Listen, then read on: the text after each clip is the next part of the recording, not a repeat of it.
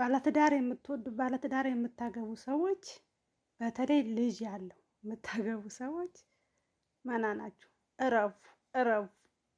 ይኸው ገነት ማለት ነው። ገነት አርቲስቷ ከስንት ዓመት ከ14 ዓመት በኋላ በልጆቿ በሰው በህዝብ ታረቁ።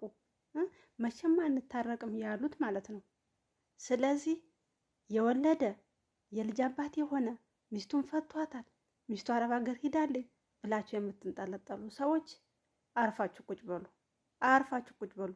ደግሞ 20 እና 30 ዓመት ለፍታበት አቅንታ ስንት ነገር አርጋ ተሰቃይታ ያቃናችሁን ያስተካከለችውን ኑሮዋን ገብቼ እኖራለሁ ብለሽ አፍሽን ከፍተሽ የምትጠብቂ አርፈሽ ቁጭ በይ። ያልተያዘ ለራስሽ ፈልጊ። የልጅ አባት አትንኩ፣ የልጅ እናት አትንኩ፣ የልጅ እናት ሴትም አትንኩ፣ ወንድም አትንኩ ነው።